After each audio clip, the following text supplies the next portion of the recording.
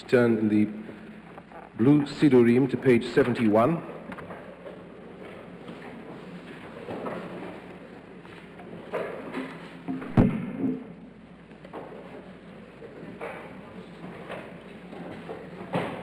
And in the Chumashim to page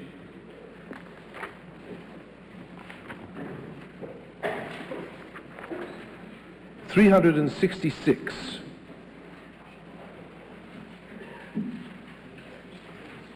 Traditional prayer books on page 71 and the Chumashim on page 366.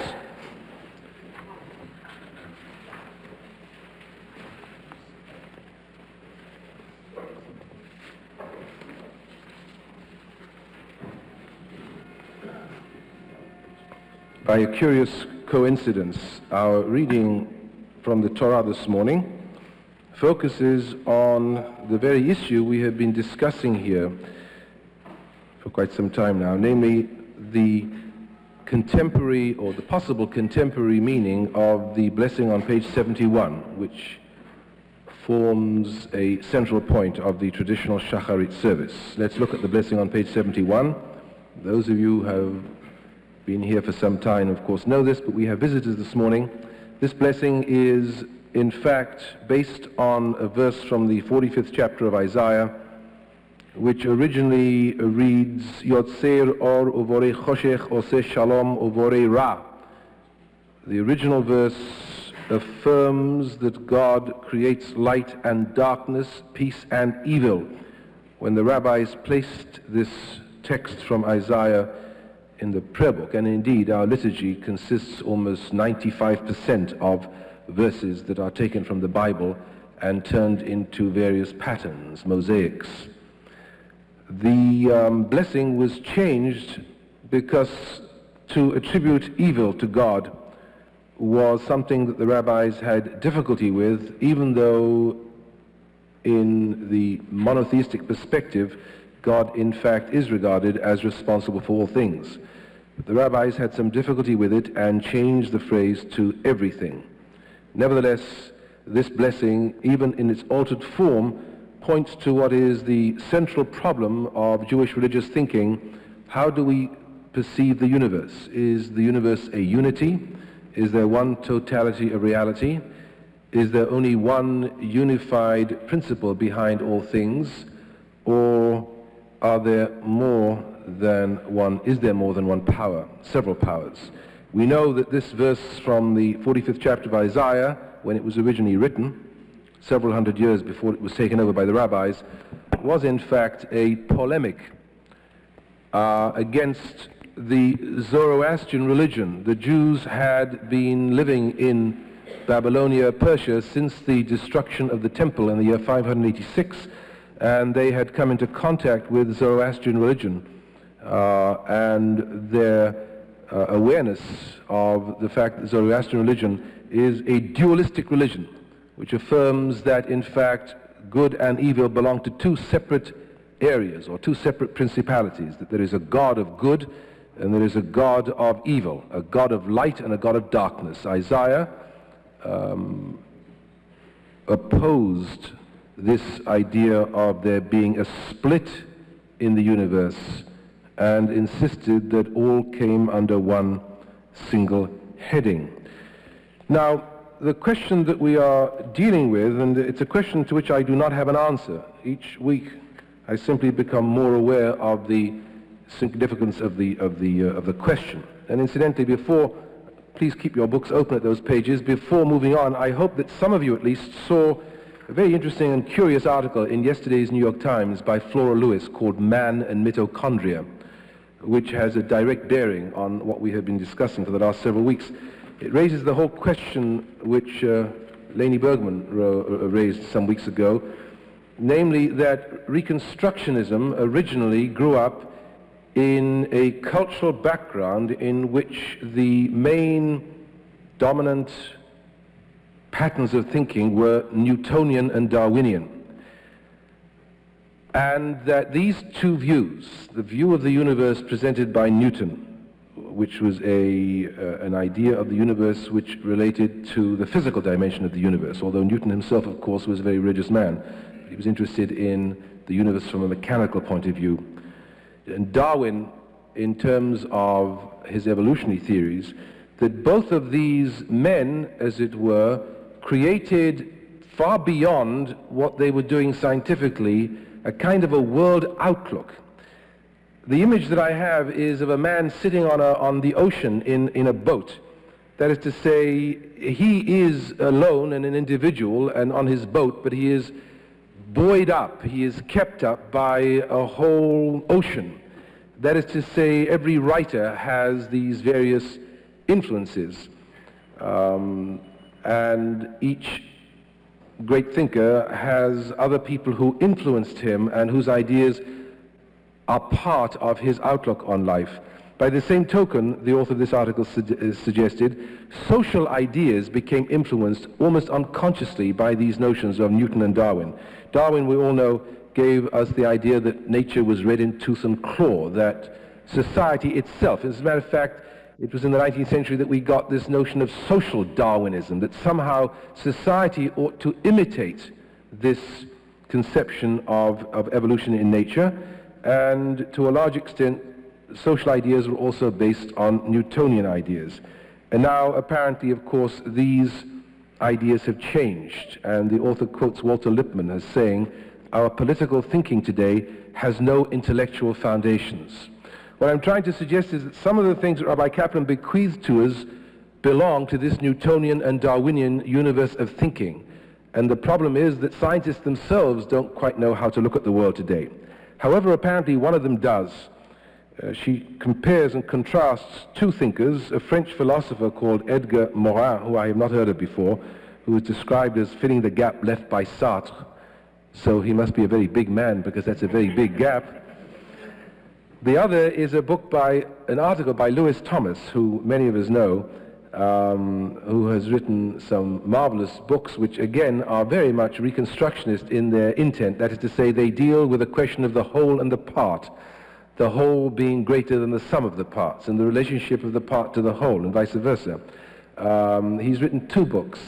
Jerry, I'm sorry, what are the titles of those two books? One is The Lives of a Cell. Medusa and the Snail, yes. That wasn't as good as the first one. Second books are never as good as the first ones, are they? Not really. Anyway, this essay appeared in Harvard Magazine last year. I don't know how we missed it. It's called On the Uncertainty of Science. I just want to read one paragraph. He says, biology has shown that every species has some special trait. Every species has at least one thing to be very good at, even superlatively skilled at. In humans, he says, our special skill, our special trait, is puzzlement. Rather than proceeding directly and infallibly about the essential business of our kind as other life forms do, we have it built into our genes to veer off from the point. I love this man.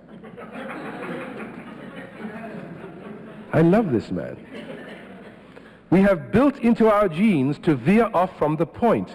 Somehow we have been selected in evolution for our gift of ambiguity. I hoped he was going to end our gift of digression, but he said ambiguity. The whole idea of God as a God of ambiguity is so incredibly exciting that we're going to have to come back to it. In other words, we don't have to be as precise sometimes as I think Rabbi Kaplan wanted us to be. And I read this opening chapter of The Meaning of God in Modern Jewish Religion, which is our central text this year.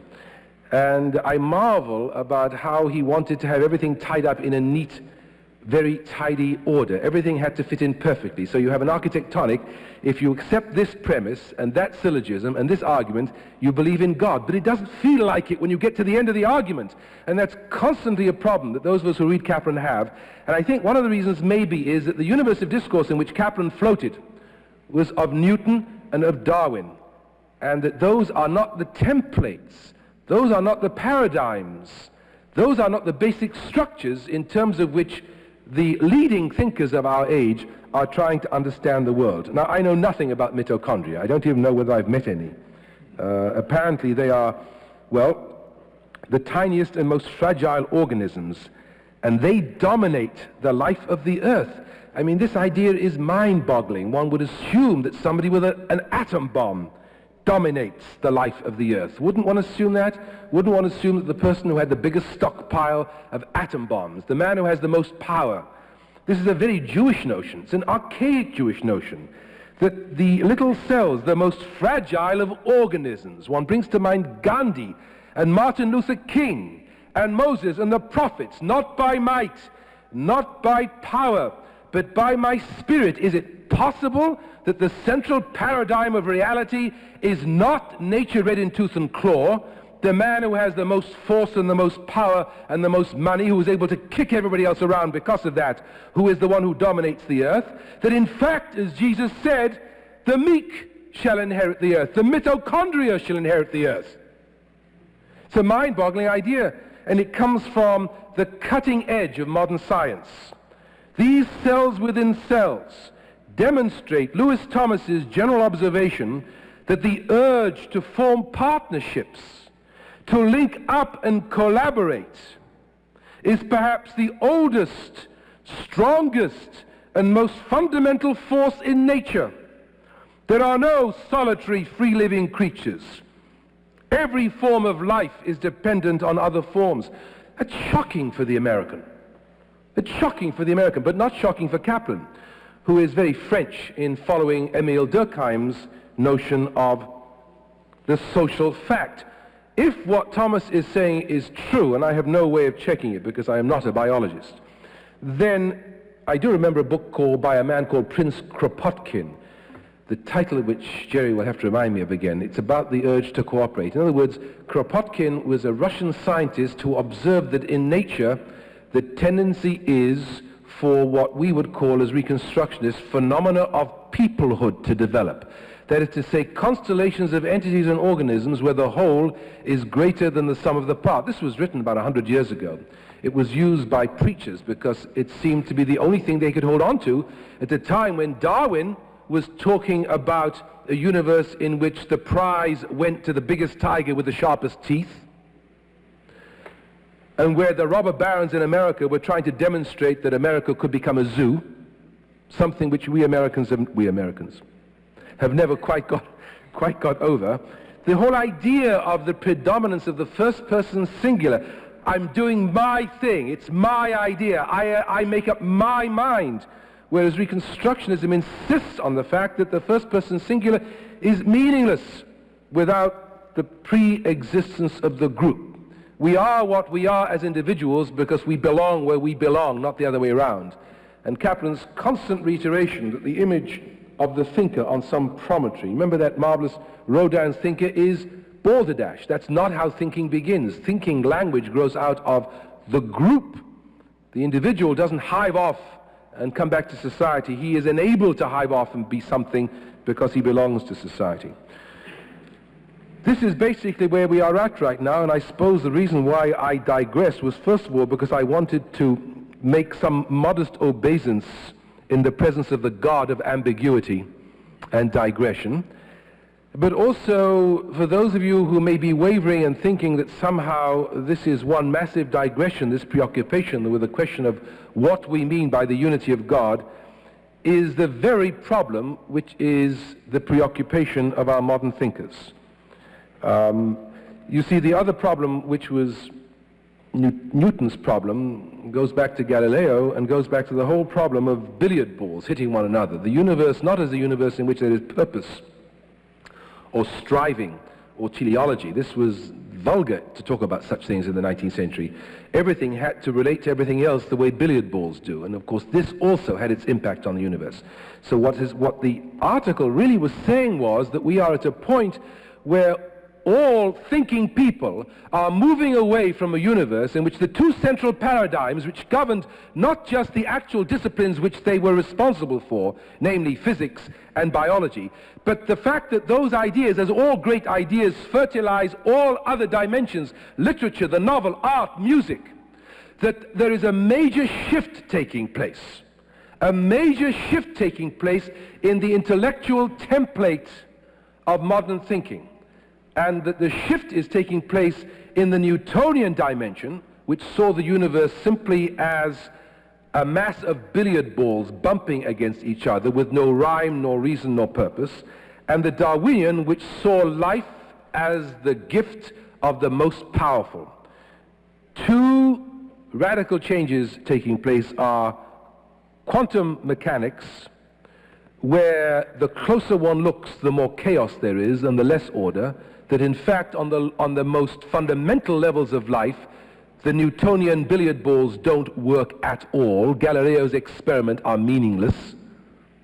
And that in fact we are beginning to be faced once again, not necessarily with the questions of vitalism and teleology, although unquestionably it's time for those issues to be raised again, but the whole question of whether in fact the ways in which we were trying to understand the meaning and purpose of life were based on the wrong kind of premises. And that sometimes when one asks the question, is there a God? Why do men suffer? What is it all about? Where do I come from? Where am I going?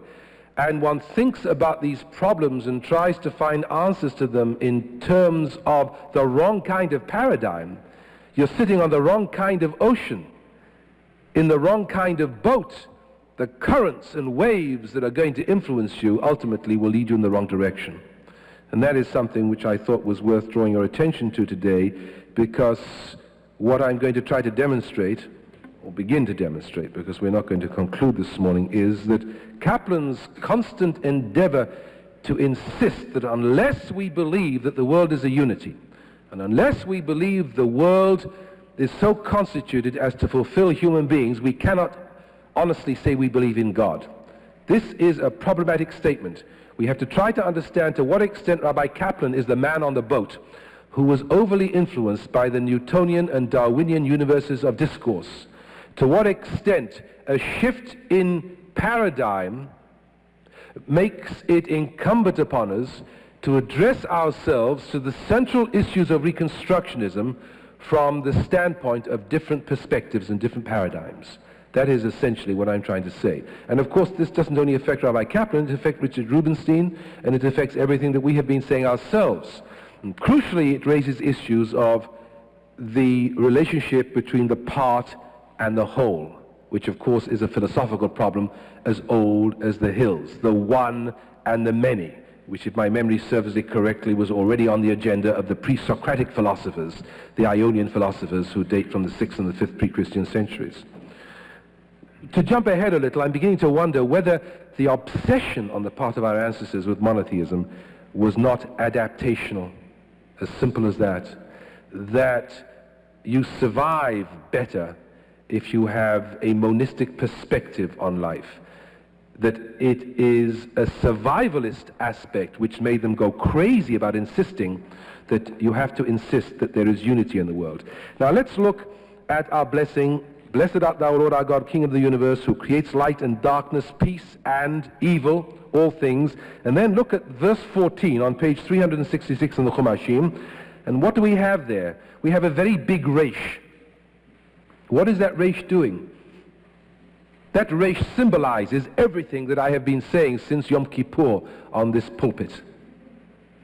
You see the big resh with a little asterisk? You see it? You don't see it. Verse 14 runs, Ki lo tishtachaver le'el acher, Ki Adonai kana shemo el kanahu. Thou shalt not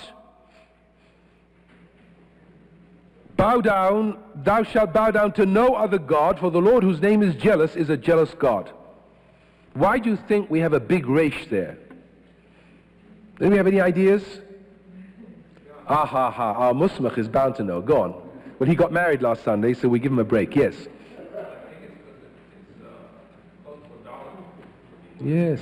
Right on. In other words, this is a terribly, potentially dangerous verse. It could read, and since everybody knows, whoever learned to write Hebrew, that a resh and a daled are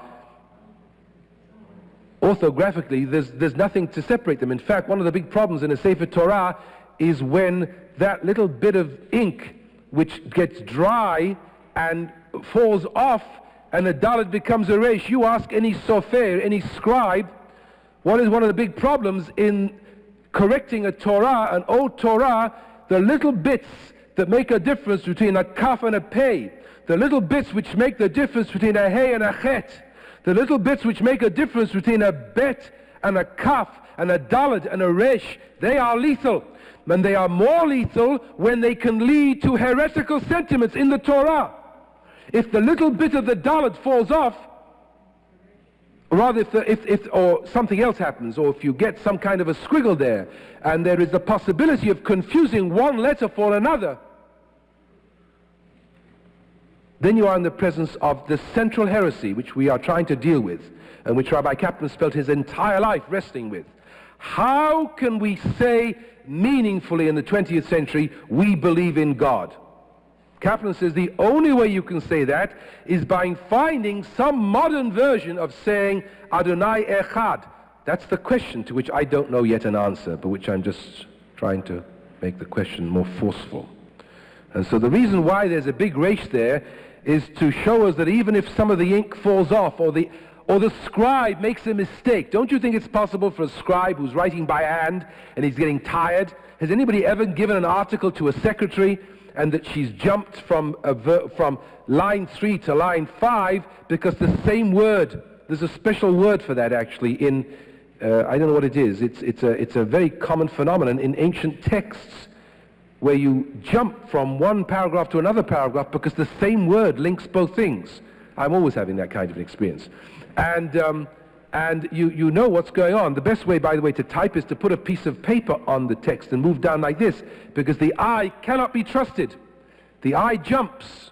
And that's why the scribe does it word by word. He doesn't just look in the Chumash like a typist typing. He has to go word by word, one word at a time.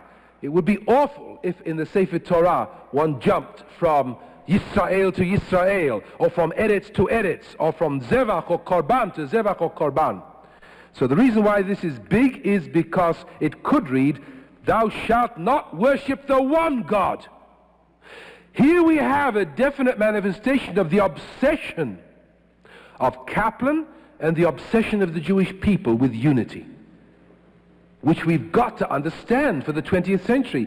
Philosophical unity no longer makes any sense. You know, Maimonides' notion, Echad ve'ein yachid ki yichudo. God is one. This is in the Yigdal, which is a poetic version of the 13 Principles of Faith. Only the Middle Ages would set philosophy to poetry and music. God is one, but there is no unity like his unity. Then what are you talking about?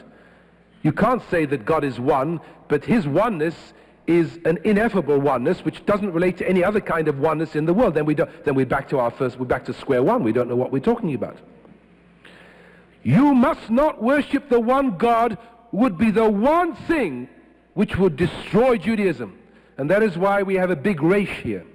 You know, live and learn. I'm sitting, I'm walking, I'm jogging, I'm thinking about this crazy question. All of a sudden I remember from my childhood being in Orthodox synagogues where they daven. I mean, they really daven. I mean, we're just beginning to daven, but where they really daven. And when you get to the Shema, does anybody know what I'm going to say apart from Mark Summerstein? Shell. The traditional Jew, if you go to the real place where the real davening takes place, the real McCoy, as my mother would say, Shema Yisrael Adonai Eloheinu Adonai Echad. Hands up how many people have heard this. I want to know how isolated I am up here. 1, 2, 3, 4, 5, 6, 7, 8. You see, that's the trouble. We don't know. You see, had you been in this kind of a synagogue, some point you'd have said to yourself, what are they doing? They're going crazy? I thought one guy was going to choke in Gateshead one day.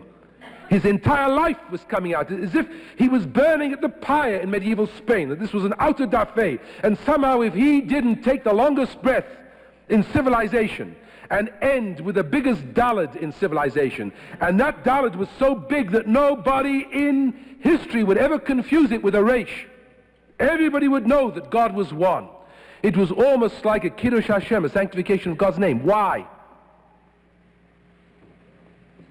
Let me complicate your lives even further by introducing into the record, and this I think is all we will be able to do today, a Mishnah from the Talmud, from Mishnah Brachot, Masechet Brachot. A very brief Mishnah. And we'll have to go into other areas to understand it.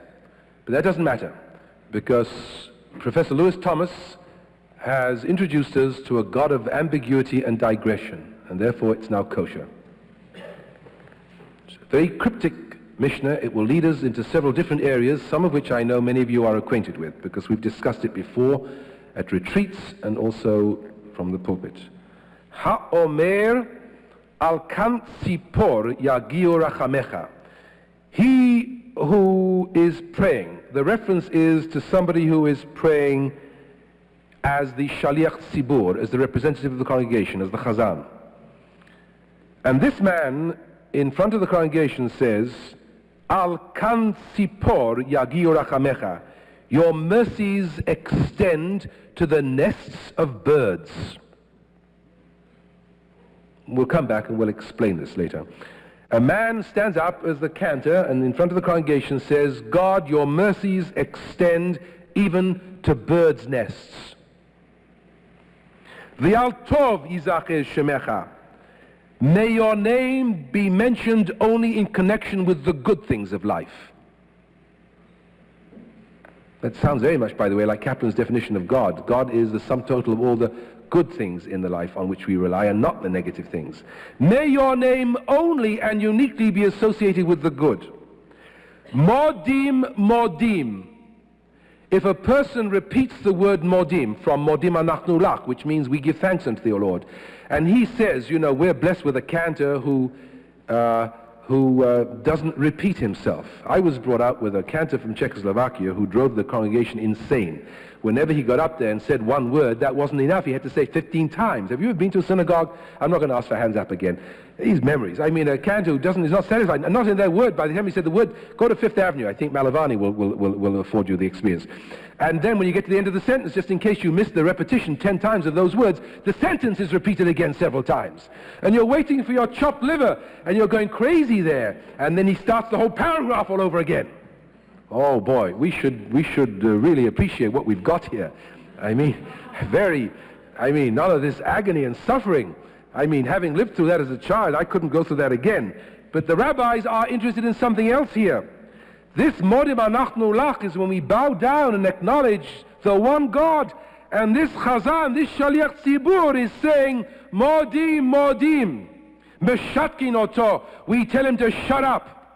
And none of this nonsense at the SAJ when people come up to the bima and they mangle the bracha and one says, why don't the people standing up there stop them? We don't upset their feelings. I want you to know that the traditional rabbis had no such sensitivities when it came to the mangling of the Hebrew language, which they regarded as sacred, and also the disturbing of the entire congregation by people who didn't know Hebrew and presented themselves as people who did know Hebrew. In other words, when it comes to reciting sacred words in public, the onus was on the individual to say, I don't know, and not to do it. Or, if he did know, and because he had a temporary blockage, that as soon as he got out of line, whoever was standing near him who knew better would stop him. Because the honor was God's honor, and not some personal proclivity and somebody being put to shame. And that's a lesson we ought to learn at the SAJ. I've heard a lot of drivel about we mustn't upset people's feelings. If they don't know Hebrew, but they want to come to the bima, let them do it, because after all said and done, the American way of life is that everybody should be happy at the end of the day. Everybody should kiss everybody goodnight, and everybody should feel very happy. God is a kind of benign grandfather who just bought lots of toys and it's Erev Christmas, Hanukkah, whatever. That is not what we are talking about here. We are talking about the holy language, we are talking about the liturgy, and we are talking about the importance that if the congregation is to have a meaningful liturgical experience, they shouldn't have to sit there and squirm while people mangle Hebrew. It's a very simple matter. You can learn it. Anybody who can learn to drive a car can learn to recite the bracha. Anybody who can go to Hunter College, even for 2 years, can learn how to recite the bracha properly. And I am disturbed and distressed that in our synagogue, listening to the brachot on Saturday morning is becoming some kind of the same anguish that I used to get from the Orthodox synagogue when the cantor kept on repeating himself. And we shouldn't want to transmit such anguish to our children. We should try to aim for a higher standard of perfection. The rabbis of old were quite clear. They were very sensitive to humiliation and shaming, but they were even more sensitive to the needs of the congregation, the needs of the group. And they felt that if somebody went up there and mangled something, then he must be silenced. And what is more, in case they didn't miss the point, they say, and the man who is doing it shouldn't start making a song and dance of saying, let me have another go.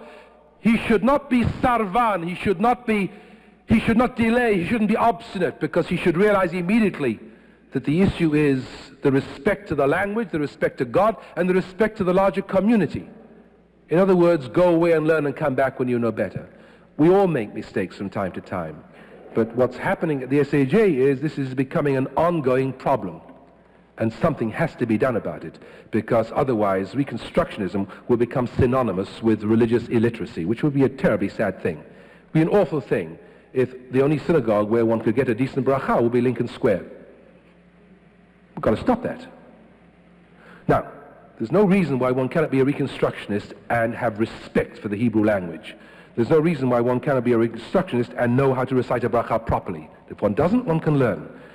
And the onus falls upon the Gabayim and the Cantor and myself to realize it's not a question of personal feelings, but a question of the dignity of what we here are supposed to represent. And if people think it's a matter of shaming individuals, they've got their sense of perspective wrong and they've got their scale of values wrong. When it comes to B'makom sheyesh chilul Hashem, the Talmud says, ein cholkin kavod larav. When it's a question of the desecration of God's name, you don't pay respect even to your teacher. In other words, if your teacher makes a mistake, you stop him and say you made a mistake. You don't say, well, I don't want to hurt his feelings. I am a teacher, and I prefer to be stopped by my pupils when I make mistakes. I think any pupil who feels that you're saving the face of the teacher by not stopping him dead when he incorrectly quotes an author or a text or a date has got the wrong idea about learning. And I believe that the teacher is not a good teacher if he has conveyed that aura that he is beyond criticism and beyond being corrected if he makes such a blatant error or a blatant mistake. The pointed issue here is the word modim, twice repeated in the commentaries, clearly indicates the old Zoroastrian heresy. Why should a man who says, we thank thee, we thank thee, we thank you twice, be silenced? Because by doing so, the impression is that he is thanking the God of light and the God of darkness, the God of good and the God of evil. And he has to be stopped. The question that ought to be raised is that there are so many other things that a Jew could say that he ought to be silenced for. He could get up there and say the Lord's Prayer. He could get up there and sing a Beatles song. He could get up there and be vulgar and use a four-letter word. Why modim? To fully understand this, we have to understand why birds' nests are dragged into this. And before going to the bird's nest, I ask you to turn in your Chumashim to... We've got to get to the bird's nest. Please turn... By the way, before we go there, does anybody apart from Mark Summerstein and Shel Schiffman know what the bird's nest business is about? Everybody who was at the retreat ought to know what it's about. Linda, didn't you talk about this topic, or was it Marion? I can't remember. Who? Ah, Max. Come on. You know Max? What are you pointing at? You're pointing to your mother? Any offers for the nest, the bird's nest? Abigail?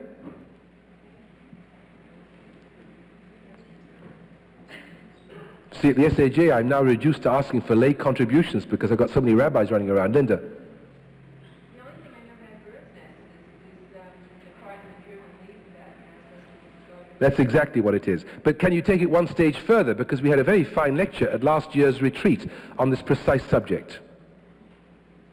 All right, we'll get to it in a moment. Please turn to page 360... I'm sorry, page 843. Let us first look at the biblical source of the problem of the bird's nests, and then we'll go to the rabbinic source, and then I'll show you how central to the Jewish ethos what we are talking about. Herb, they don't just learn the Talmud in the business district. We can do it here also. I'm glad you're here. All right, on page 843, if a bird's nest... Are you with me? Page 843, verse 6. If a bird's nest chance to be before thee in the way, in any tree or on the ground, with the young ones or eggs, and the dam, that's the mother, sitting upon the young or upon the eggs, thou shalt not take the mother with the young.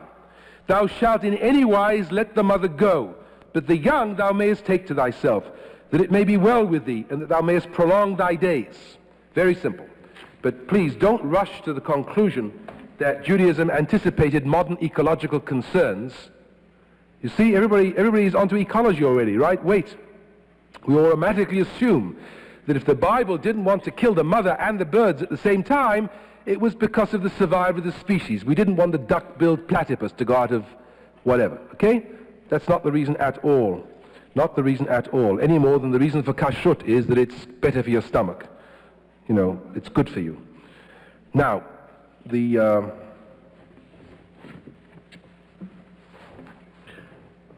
who is the rabbi, the famous heretical rabbi with whom the birds' nests are irrevocably associated? Precisely, Elisha ben Abuya. And this is the story which is told about Elisha ben Abuya. Elisha ben Abuya is the arch-heretic in Jewish tradition. Those of you who have read Milton Steinberg's novel, As a Driven Leaf, will surely know what we are talking about, and those of you who haven't are earnestly invited to purchase a copy of this paperback book, which I think is one of the great novels written on a Jewish theme. As a Driven Leaf, which is a novelistic rendition of the times and life of Elisha ben Abuya, Rabbi Meir, and Rabbi Akiva. Elisha ben Abuya became an apostate. He left Judaism. He was a rabbi, and he dropped out, theologically speaking. How else should we describe him? But why did he drop out? As a matter of fact, the rabbis are very funny. They couldn't believe that anybody would drop out on intellectual grounds, which in fact is what Elisha ben Abuya did. People sometimes feel they cannot believe in one God. They have problems with Judaism. Richard Rubinstein is a perfect example. Richard Rubinstein rejects the traditional notion of God, and he introduces into his thinking a notion of God as a pagan God. He calls it holy nothingness, which is just as complicated as what we began with. You see, I have the big argument with the reconstructionist prayer book. You take out Machayei Hamitim, thou resurrects the dead, and you put in its place Sochei Yitzurav L'chaim B'rachamim. You remember your creatures to eternal life, which gives me more of a headache than the original. And if we're going to have the original, let's have a headache with the original than a headache with the derivative. Wouldn't you agree? I mean, if you're going to have trouble with the second one, stick with the first one. Because the first one at least has the sanction of tradition. Rubinstein has a problem, so he substitutes the holy nothingness, but the holy nothingness is neither better nor worse than Ribono Shel Olam. So I'll stick with Ribono Shel Olam with ambiguity and digression before going on to the pagan God. Why did Elisha ben Abuya drop out? The rabbis have only one answer: sex. When anybody drops out, it has to be Sheshe la femme. There has to be a woman. The first thing that Elisha ben Abuya did the morning he woke up in the yeshiva and decided that Yiddishkeit wasn't for him, what did he do? He went to Times Square. The first thing he did. He went to a brothel. It's amazing, you know, Rubinstein in his marvelous book, The Religious Imagination, which is a Beacon Press paperback, studies the fantasies of the rabbis. That is to say, he goes through the entire rabbinic literature and he studies what the rabbis have to say about biblical characters. Now, you all know the statement. I'm probably going to get it wrong, and I hope one of my students will correct me if I do. When Paul tells us about Peter, we learn more about, or is it the other way around? When Paul tells us about Peter, we learn more about Paul than about Peter. You know, you're with somebody and you're hearing them talking about, he's no good, and this, that, she did this, she said that, and as you're listening, you're realizing you're learning very little about the person who's being described, but you're learning a great deal about the person who's doing the describing. By the same token, Rubinstein wanted to understand what the rabbis were up to. Not how much they add to our understanding of the biblical characters, because they didn't know the biblical characters any more than we do. All they did was to project onto the biblical characters their own fantasies. So by studying what they say about the rabbis, we learn what made them tick, psychologically speaking. It's one of the great, great books of the 20th century. Milton Steinberg's As a Driven Leaf, which is in paperback, The Religious Imagination by Richard Rubinstein. Get yourself a library together. It's worth reading on the subway station. So, why did he become a heretic? Why did he drop out? Once upon a time, he was sitting in the valley of Gennesaret, and he saw, and it was on a Shabbat, and he saw a man climb a large palm tree, a tall palm tree. It was on Shabbat. So you weren't Me'onashach, already you were violating the law by climbing the palm tree on Shabbos to begin with. So this guy was a paskutniak. He was a sinner to begin with. A Rosha, he was violating the Sabbath in public by climbing a palm tree. And when he got to the top of the palm tree, there was a bird's nest there. And this man, in direct contradiction to the biblical law, took the mother and the children and climbed down the tree, dusted himself down, and went on his way without having suffered any mishap. That self-same evening, after Shabbat was over, the next day, after Shabbat was over, Elisha ben Abuya saw another man climbing the self-same palm tree, taking the birds from another nest, but letting the mother go, in keeping with the biblical injunction. And as he was trying to shoo the mother away, he slipped and fell down and broke his neck. Do you see how we are now? You see, we've been talking about theodicy. We've been talking about why do men suffer. We've been talking about the problem of evil. The genius of the rabbis was that in a very simple story, they were able to capture what takes us weeks to talk about. A little simple story. Elisha ben Abuya, having witnessed these two men, said to himself, it says in the book of Deuteronomy, Shaliach teshalach et ha'em v'et habanim tikach lach. You must surely let the mother go and keep the children. Laman yitav lach, in order that it may be well with thee, v'harachta yamim, and you will live a long time. This is nonsense, he said. I saw with my own eyes that the guy who obeyed the law, the good guy, broke his neck. This is the classical demonstration of the phrase tzaddik v'ralo, the righteous man who has it bad. Rasha v'tovlo, the wicked man who has it good. And so he immediately left the Jewish people. Of course, it's an overstatement. I mean, somebody wouldn't break, you don't break away like that. You don't have a massive conversion overnight unless things have been building up to it beforehand. So obviously there were other things there. And the Midrash says naively, but how could he do that? He obviously didn't understand the meaning of the verse. Rabbi Akiva explained this verse. When it says, in order that it may be well with thee, it means in the next world, not in this world. And in order that thou mayest prolong thy days, it means ba'olam shekulo tov, ba'olam shekulo aroch, the day where goodness is perennial, and the day, the place where longevity is perennial. Well, of course, Elisha ben Abuya was a very smart man, and he wasn't so naive. You see, the fact of the matter is, as Rubinstein has remarked frequently, the way the rabbis felt about God and the world he created may be measured by the fact that in order to wipe up the mess that exists in this world, they had to create another world. It's a fine comment on the respect that the rabbis unconsciously had for the God of the Bible, that he had created such a mess that they had to devise an entire system of eschatology in order to account for the fact that all the things that don't work out down here get resolved up there. But we can't adopt that attitude anymore. The whole challenge of Reconstructionism and religious humanism is to accept the fact that we can no longer accept a dichotomy of natural, supernatural. We're stuck with one totality of reality, which is echad. We have to try to find meaning here. We either find meaning in life now, or we never find it. We can't offer people Jenevelt, the next world, a kingdom to come, pie in the sky. We don't offer that. That's strictly Lincoln Square. Jewish saying, we don't offer pie in the sky. I'm not even sure whether they offer pie in the sky a la mode anymore, even there.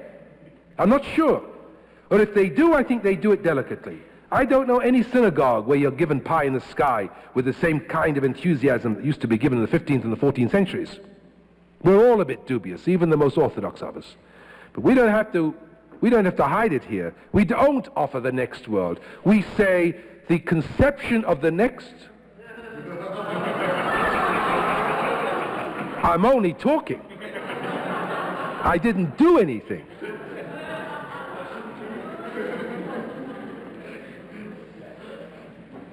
Actually, it's very funny. I gave a series of lectures at the New School some years ago on on myth, and I'm repeating the same series of lectures. I gave it several years ago, and I've done a lot of extra work on the subject. And fortunately, I taped those original lectures, and we were talking about the whole question of Plato's symposium, the concept of man as androgynous. You know, the idea that male and female are developments from an original totality of reality which was androgynous, hermaphroditic, which of course, as you know, Plato deals with. And we were talking about homosexuality, this, that, and the other, and the question of fire, and also the question of why certain people get very angry with homosexuals. Teenagers, for example, get very angry. To call somebody a faggot is the ne plus ultra in the teenage world. And I was explaining that the reason that is because teenagers are themselves wrestling with their own sexual identity. And they themselves have homosexual tendencies because they're just beginning to get their own gender put together. And therefore, they are terribly threatened by homosexuals, especially young homosexuals. And therefore, they are violently hateful and negative towards them because they remind them about their own problems. And I began to say, by the same token, firemen.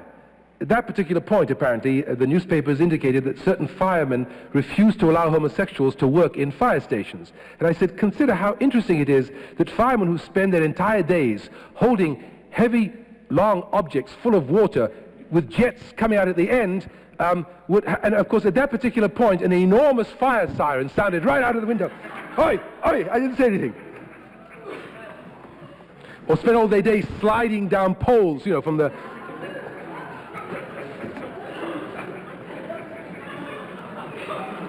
Another explanation is Elisha ben Abuya saw the tongue. He saw the tongue of Chutzpit HaMeturgaman. Chutzpit was one of the Asara Harogei Malchut, one of the 10 rabbis about whom we read last Yom Kippur, one of the 10 scholars who were killed under the Hadrianic persecutions, a contemporary of Elisha ben Abuya. And this particular rabbi was tortured by having his tongue ripped out. And it was lying on the floor, and a pig came along and began to nibble at it. And Elisha ben Abuya saw the tongue of Chutzpit HaMeturgaman. What does Meturgaman mean? It comes from the word Targum, which means to translate. The Meturgaman was the man who stood on the bima in the synagogues in those days where there were no microphones. And after the person who read from the Torah read a sentence in Hebrew, the Meturgaman translated it aloud into Aramaic, which was the lingua franca, so that the people could understand. And Chutzpit, therefore, had his mouth full of holiness. His entire life had been devoted to translating the Torah from the Hebrew into the Aramaic. And this was the tongue which Elisha ben Abuya saw lying in the dust, dragged in the mouth of a pig. He said, is it possible that the mouth which produced all those pearls should lick the dust in this fashion? Immediately he went out and sinned. And the next sentence in the Midrash is, Matzah Zonah, he found a prostitute. We won't continue that story. It's very interesting. If you'd like to sometime, maybe privately, we'll talk about what happened afterwards, but we don't want to do it right now. I'm raising the question, why does Rabbi Kaplan agonize? All the years I remember Rabbi Kaplan preaching here, every time he might wander off in one area or another, but he came back to trying to prove, and he never succeeded, to prove what he meant by God today, the unity of God. What does it mean to believe in the unity of God? I mean, it's very simple. Very simple. Let's use his own words. Let's use his own words.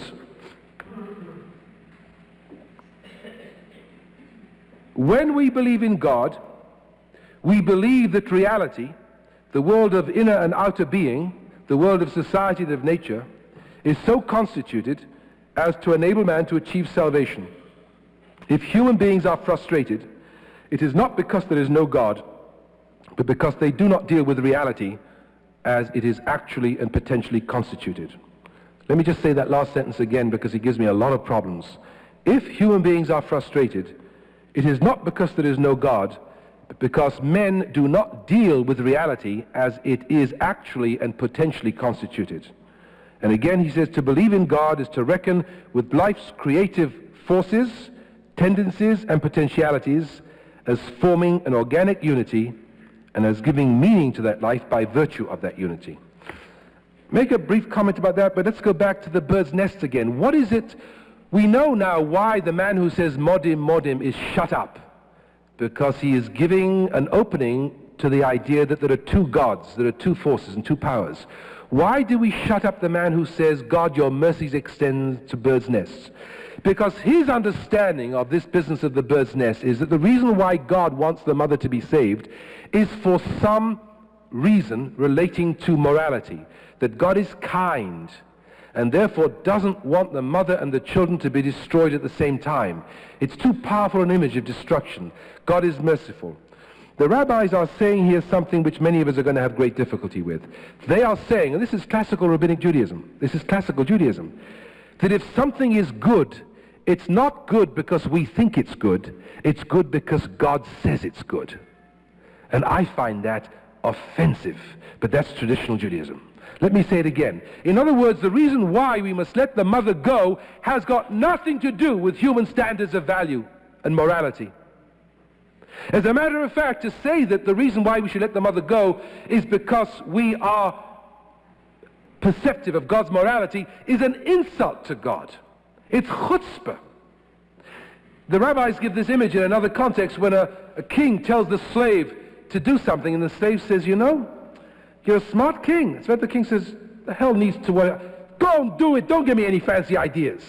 You do it because I say so. You miserable worm, you are going to start giving me the reasons why you like what I've asked you to do. I don't need you to tell me it's smart. Your conception of smartness would be an insult to me for you to tell me what I'm doing is smart. That is the rabbinical Jewish notion. And it's impossible for us to understand today. Last time in Bill Boyer's journal, he was interviewing the judge from Alabama who had first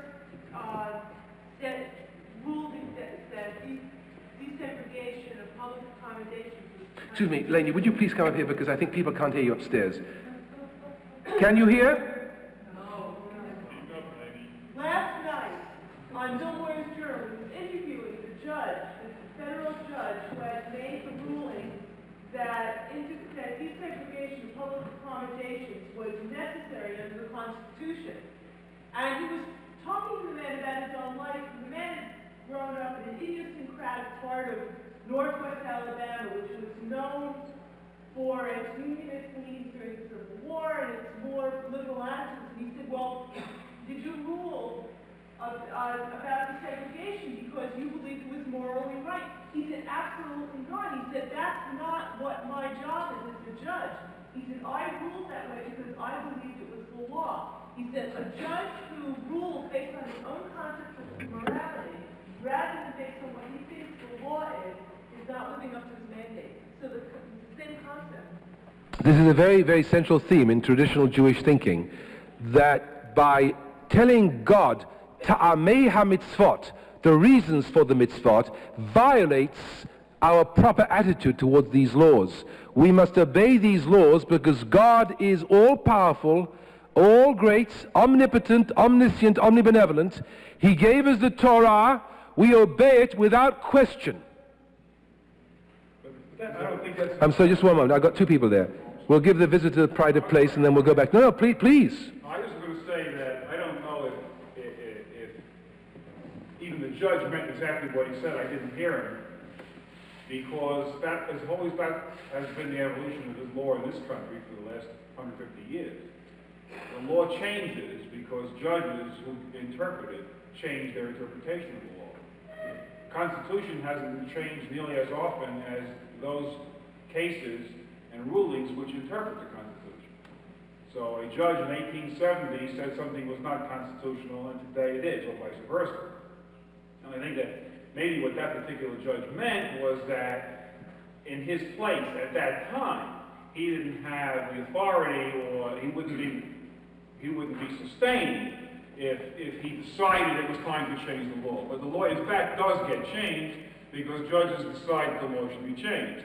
and then they look for a reason to justify the change. Yeah, I think I hear you saying something that's very interesting. I think I hear you saying that there is a kind of, you go back to the image of the guy on the boat in the ocean, that there's a climate of opinion. Absolutely. There's a climate of opinion. But I think, I don't think Laney would have argued that point. I think the point that Laney was making was, can we today, it's so difficult for us, understand a religious viewpoint which said, do something just because God said so. It's good because God said so, not because you think it's good. To say that you think it's good is already a form of spiritual arrogance. This is the tradition that we're trying to interpret. Michael. There's a little story about, it's often used to explain different approaches to the philosophy of knowledge. And it's a story about three umpires talking about how they judge whether something's a ball or a strike. And the first umpire says, I call them the way I see them. And the second umpire says, I call them the way they are. And the third umpire says, they're nothing until I call them.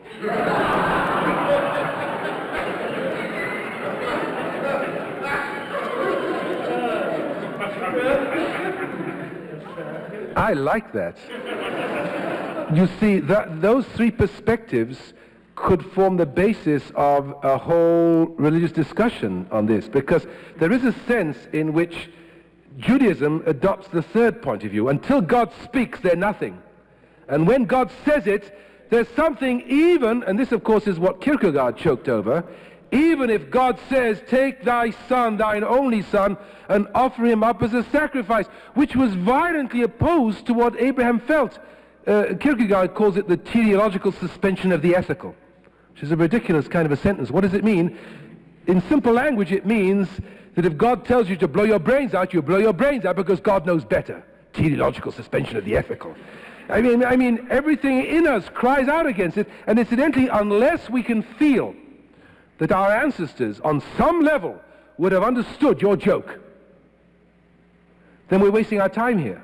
See, what I am asking is, when the rabbis say something as stupid as that, I'll say that again. When the rabbis say something as stupid as that, because there's evidence from the Bible that our ancestors were more sensitive. When Abraham says to God, hey, you can't destroy those cities. What do you mean? I'm God. You can't. I'm God. You can't. What are you talking about? There must be 50 righteous men there. Oh, no, no, no. Whoever wrote that 18th chapter of the book of Genesis already questioned what we're talking about this morning. So it's only one dimension, you see. This dialectic already is in the Bible. So this stupid view that something is good because somebody in authority said so, why did they say that? They said that because they were defending themselves against some kind of moral and spiritual chaos. They were afraid, as we all are. Because the fact is, there's no way to get to an ought from an is. You can get all the philosophers in the world on this platform, including Socrates and Plato and Aristotle and Hegel and Marx and everybody. And none of them will be able to prove to us that we ought to do anything. This is the big Achilles heel of all philosophical thinking. There's a guy called Kohler who is into what's called Gestalt psychology, not to be confused with Frederick Perls and Gestalt therapy. Gestalt psychology. The title of the book is, I see Ethan Gallagher is holding his head in shame in the balcony up there. Come on, Ethan, put in your 2 cents. The place of value in the world of fact. It's an interesting idea. Ethan drew it to my attention last week, and I've ordered the book because I want to find out how he does it. This is what Kaplan's been trying to do, and it doesn't work. The fact of the matter is that there's something wrong with the human mind. There is no way, I have not read Kohler's book, but I do know many other philosophers who try to do this. There's no way to demonstrate to somebody why they ought not to kill somebody else. As a matter of fact, the very relativity of moral codes throughout the world, including the notion of compassion. In some societies, it's compassionate to keep your aging parents at home until they die. In some societies, it's compassionate to put them into an old age home. In some societies, it's compassionate as soon as you see your father slipping up on the job to bash his skull in and eat him. Abigail, it's okay if you lived in that kind of society, you wouldn't know any different. It all happened so quickly. And believe me, come to think of it from a social point of view, maybe the best idea.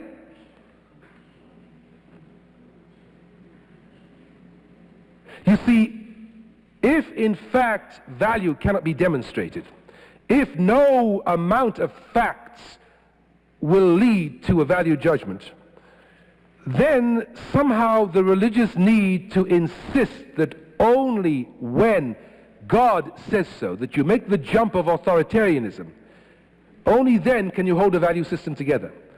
One of the crucial problems of modern life is whether it is possible for people to behave decently in a democratic liberal context.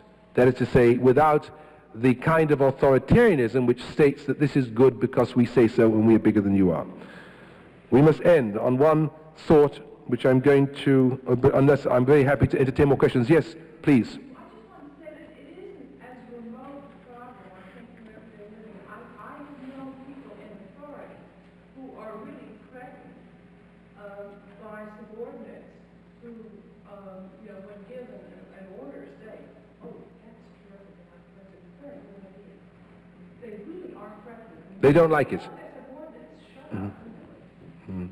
Because if you say that's a good idea, then the next time maybe they'll say, that's not a good idea, I'm not going to do it. And I think it really does happen. That's another aspect. I think what you're saying there is that the person in authority is somewhat fearful about the extent of his authority, and if he's not obeyed very promptly, it begins to raise questions.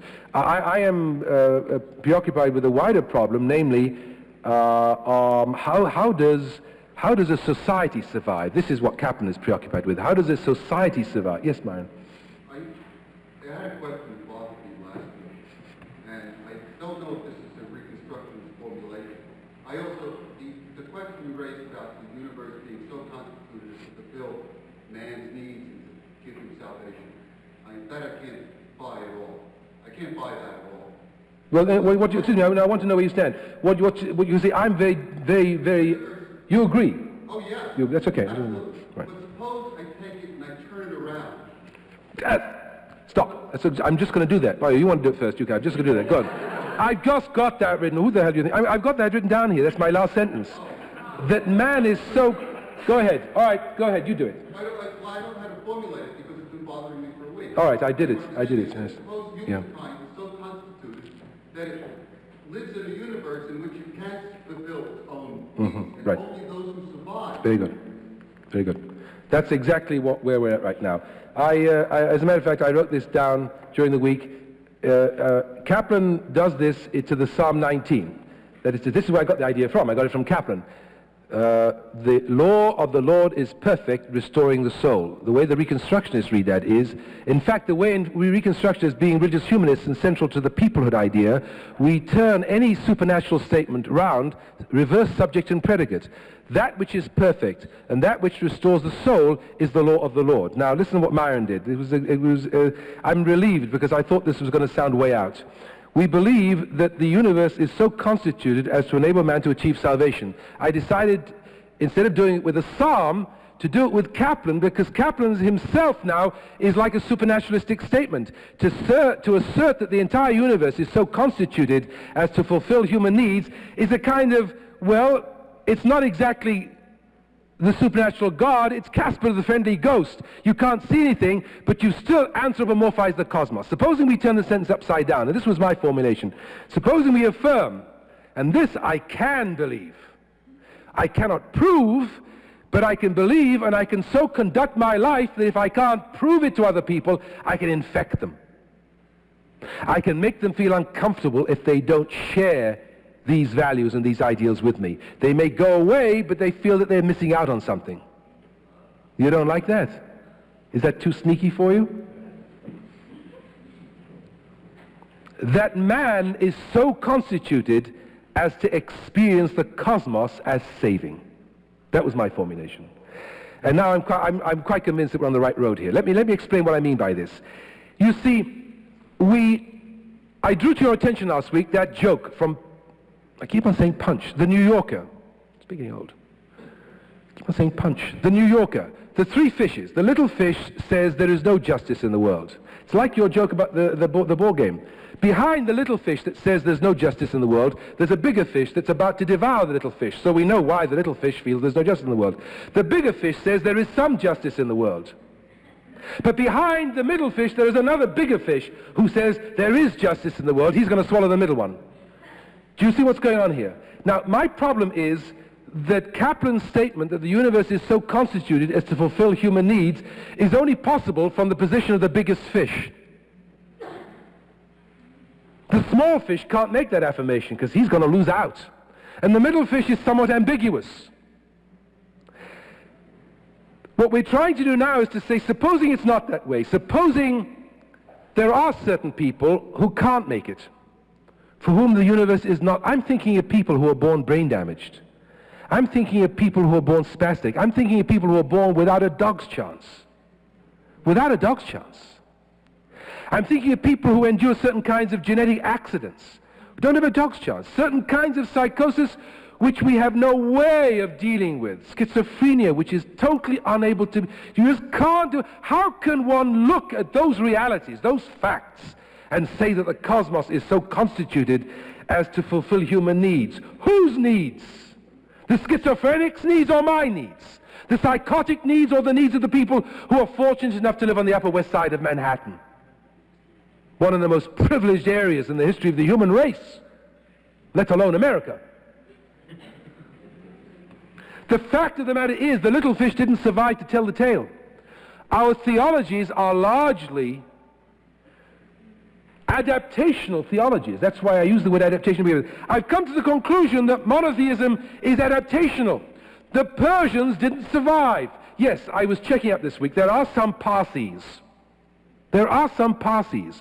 But basically, those who insisted that there were two principalities in the world did not develop a theology which was adaptational. A way of thinking about the world is like a way of dressing, a way of living, and a way of eating. It's a survival mechanism. It's a form of a defense mechanism. Theology. Now you begin to understand why the Jews in the shtibels shout echad with the daled resonating, because they understand that without that the Jewish people cannot survive. And unless the Jewish people finds a modern way of understanding the unity of the world, and I think we've got it, and I'm delighted that Myron came out with this idea at almost the same time as I did, because it's a kind of a demonstration that when we dialogue with each other, it's an organic way of arriving at certain conclusions.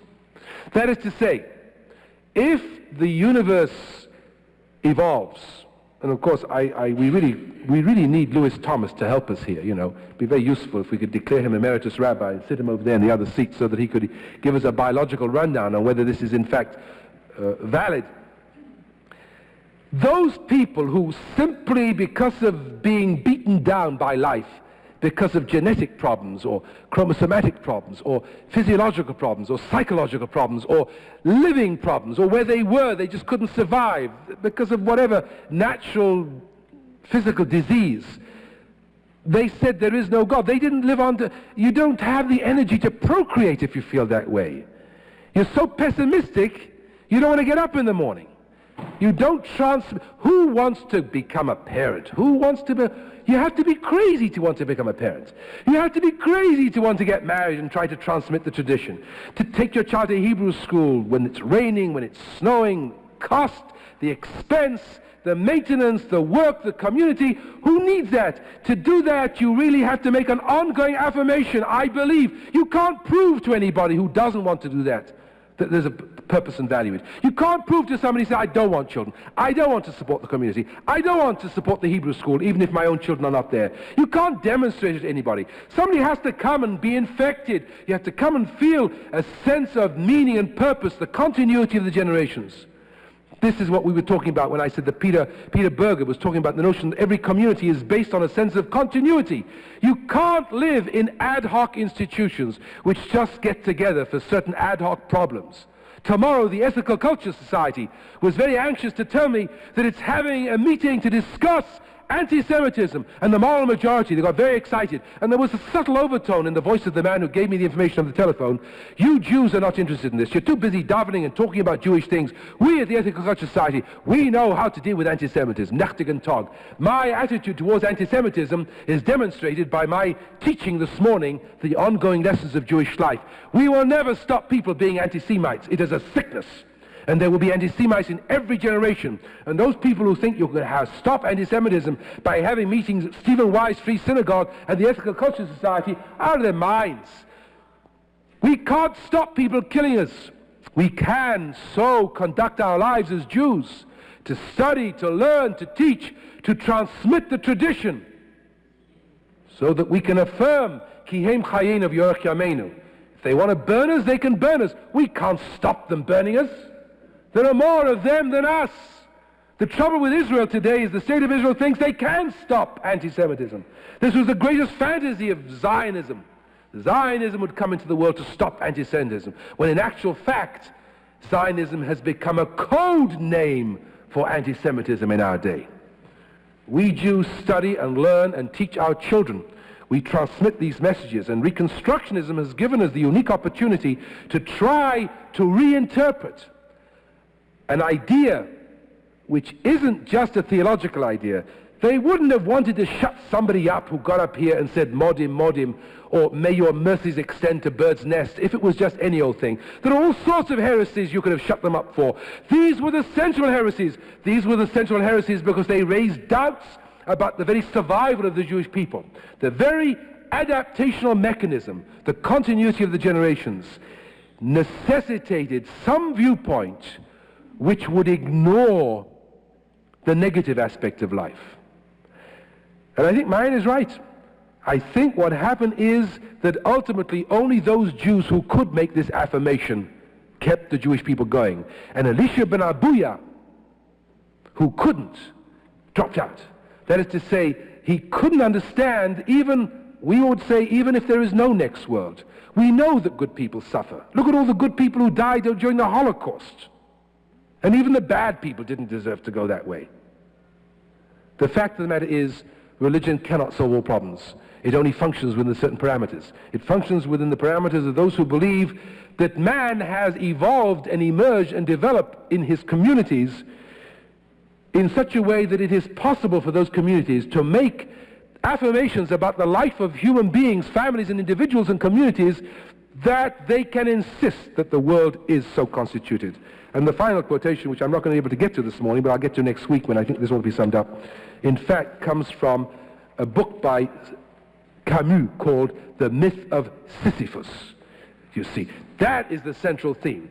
The point at the top of the mountain where Sisyphus has his boulder, and for a brief moment he has Shabbos, because that's what Shabbos is. Shabbos for Sisyphus is at the top of the mountain. A second later, the rock is going to roll down, and he's going to have to roll it all up again. At that moment, he becomes a child of God. Of course, Camus didn't look at it from that point of view. We're going to try to integrate this into a Jewish way of looking at things. That is to say, Kaplan's insistence that the universe is so constituted comes from a paradigm that we have got to leave behind. It doesn't turn us on anymore. It doesn't do anything for us anymore. What we now have to understand is what Lewis Thomas is saying, and that can be our new paradigm for Reconstructionism. Quantum mechanics also. Namely, that it is the society that generates the constitutionality of the cosmos. It's very much like your last man who says it doesn't exist until I say so. But it's not an authoritarian insistence. It's an entire community gestalt. We will continue this discussion. And incidentally, I'm very happy that people just raised their hands while I was talking. I want to be interrupted. I hope what you have to say is relevant. In fact, so far everything has been. If it isn't, I'll let you know. But I want to have relevant observations, and I think if people feel they want to put their hands up, we should do that. We rise for Aleinu on page 190. What? Next week. Next week.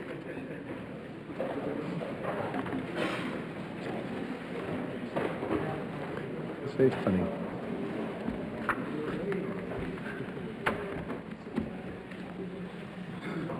עלינו לשבח